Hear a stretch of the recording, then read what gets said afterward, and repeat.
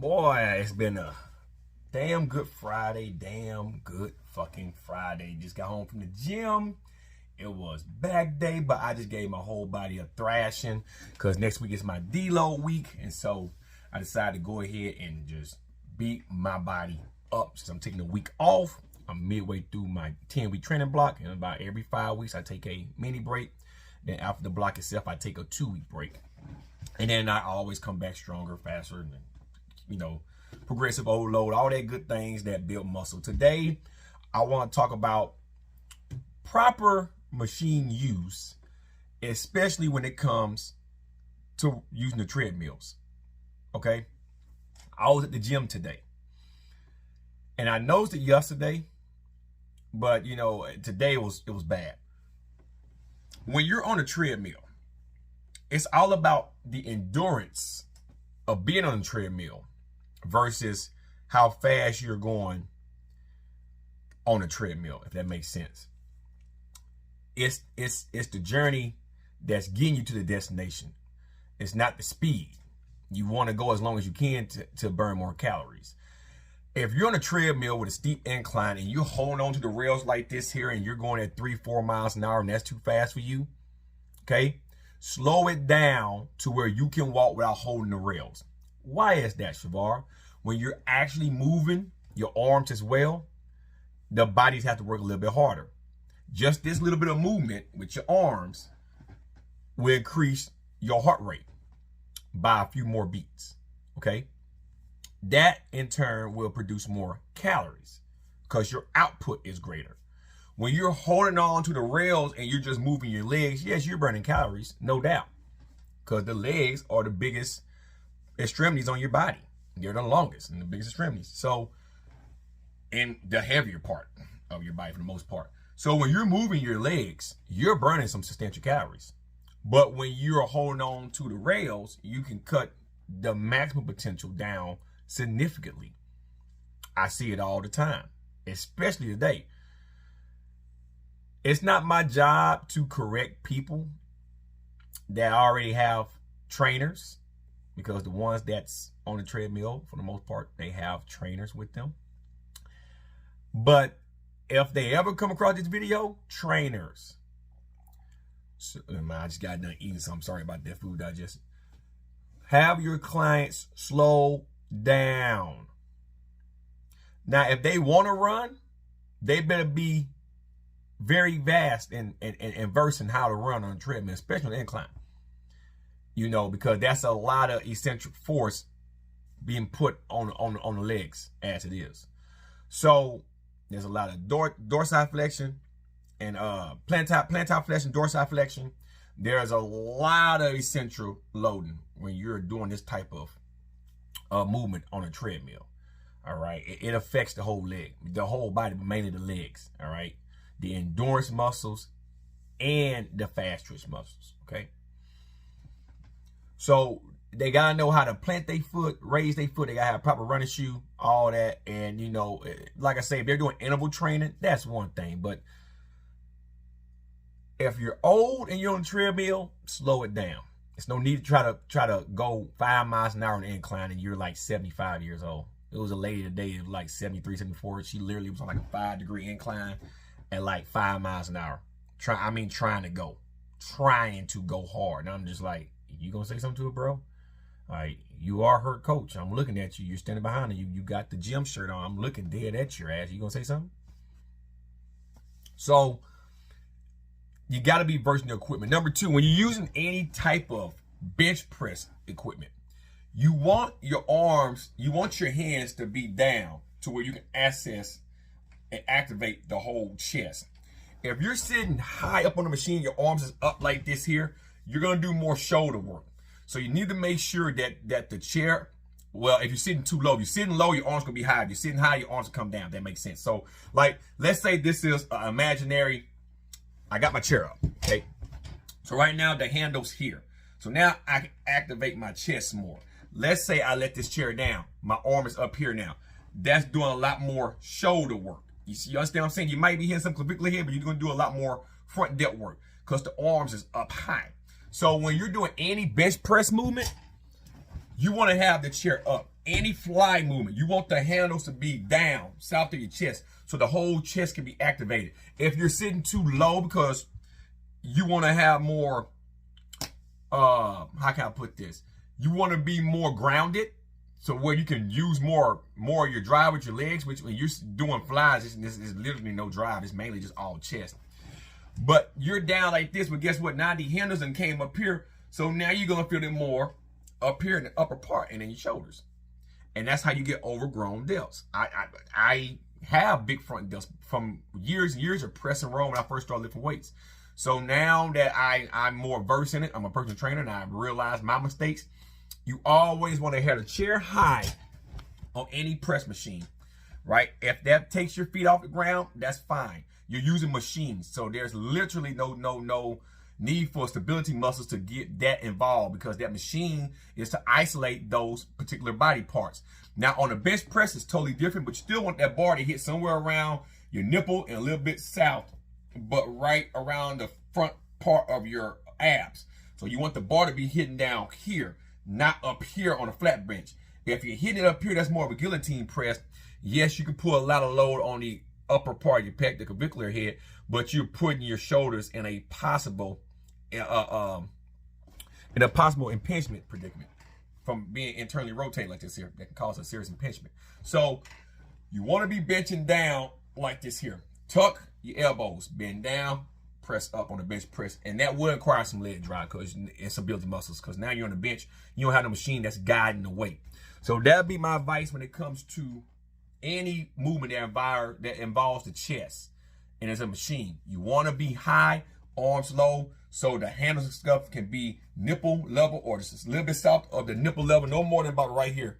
You want your hand here, you see what I'm saying? It's south of the nipple level here, depending on what handles you're using. That go for rows, depending on what part of the back you're trying to hit. If you're doing seated rows, you want to be sitting high so you can have your elbows close to your hips.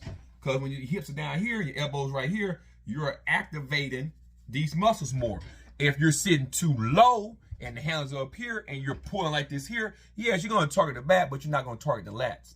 So, just moving the seat and adjusting the height is going to dictate what muscles you hit. If you constantly say, oh, I feel it more in my shoulders, adjust the seat. Come up. Don't go down. Come up. Come up. Force the handles and your arms to come down. Same if you want to target your lats and you're doing seated rows. Lat pull downs. You're doing lat pull downs. Now this is one that might be a little convoluted. You can go down with the chair so you can have a further range of motion, but it's where you're putting the bar on your chest. If the bar is hitting up here, you're going to target more the upper lat, the run boards, your infraspinatus, your supraspinatus, your teres minor muscle back here, right? And more run board action. If it hits a little bit low, then you're going to target more of the lats because you're coming down. And once again, the elbow is getting closer to your hip. That's going to activate more lats. If your elbow stopping back up here, it's taking more lats out and putting all the motion up here in the upper and mid back. Okay, so it's all about what you're trying to target. Same with legs. Legs, if you're doing the leg extension, okay, you want the bar, the pad, right, to come across your shin here, right? You don't want it way up here. You want it down close to your foot, shin, right? You want to make sure when you're doing leg extensions that you're sitting upright. You're not leaning too far back, because that can put your hips in the anterior pelvic tilt. So you're sitting back like this here. You're going to feel it more in your hips and, in your lower back. You're going to feel it back there because your hamstrings are attached to your glute and to your lower back. It runs up through there. So if you're trying to target the hamstring, you want to be sitting a little bit more upright, right? You want the pad, right, that you're pushing back, okay? Well, that's leg extension. Leg curls. So leg extensions, you want to be able to push out. So if you're doing leg extensions, same thing. Leg curls, same thing. When we're sitting upright, that pad should essentially be sitting on top right here. If you're doing leg extensions, leg curls, it should be right here on the bottom. You don't want that pad to be sitting up too high or down on your foot. You're not going to be hitting the muscle right. And if you got the seat sitting too far back, you're going to feel it more in your back. It's going to feel uncomfortable.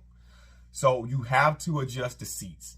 Always adjust the seats. I see people just sitting down And I mean, it's one guy that be in there with the fucking fly machine. He's going cling, cling, cling, cling, cling. And I'm like,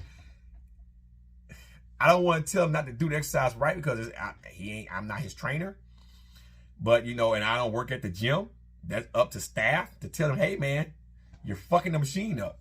You got to come back and come in. Like, for the sport of trying to move heavy weight, because there's a lot of females in there, if you can only move weight this much here, you're wasting time on a machine. There's a guy in there, he loads the machine, right? The press machine. They have a lot of press machines at the gym I go to, right? The LA Fitness I go to. So they got one where you sit down and got two handles, right? One for short arm people, one for long arm people. They can go out farther, right? This guy sits here, loads this machine up. He do it all the fucking time, right? And the handle, he pretty much is sitting up and he's flared elbows, right?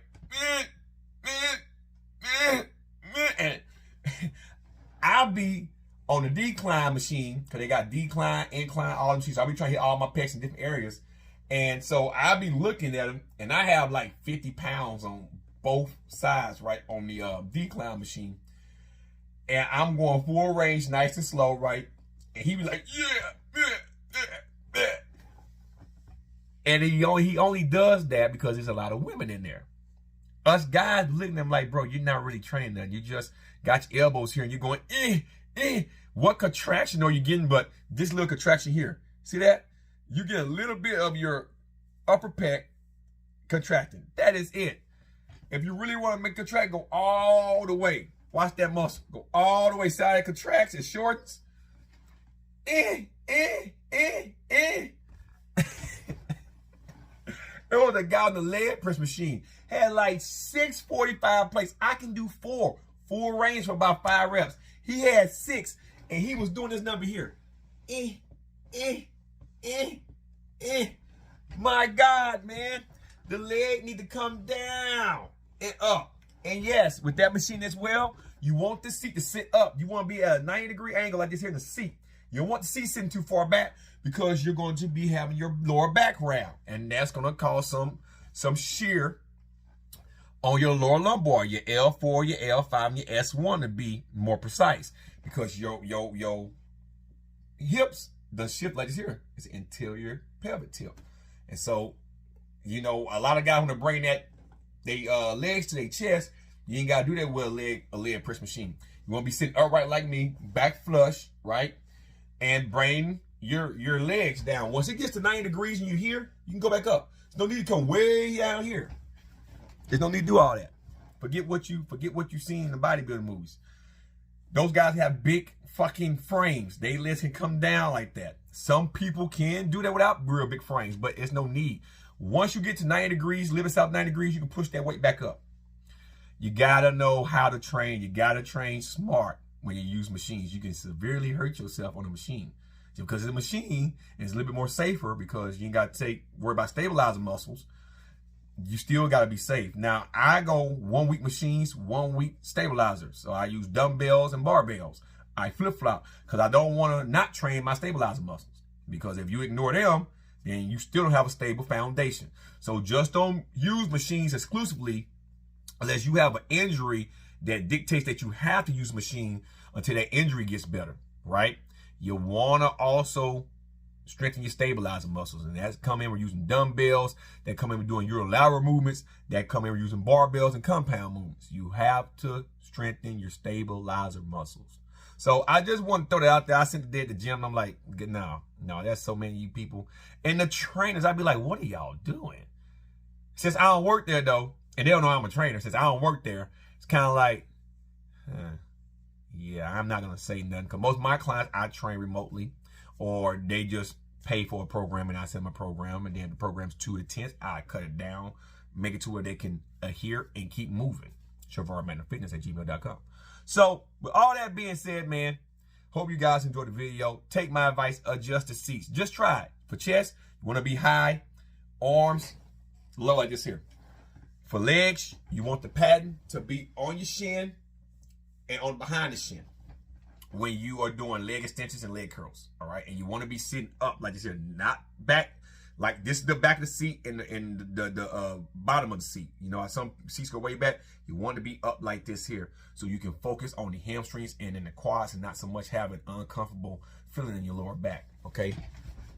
And the same go to leg press. 90 degrees as far as you need to make your legs come down and go back up. There's no need to try to round and come all the way down and have the seats in way back to do that. All you're doing is causing more unnecessary load on your lower back. And you don't want to fuck your lower back up. Your lumbar, you start fucking your lumbar spine, you're going to have problems in your legs. And trust me, a sciatica nerve, the legs, something you don't want. Hope you guys enjoy. I'm out, guys. Peace.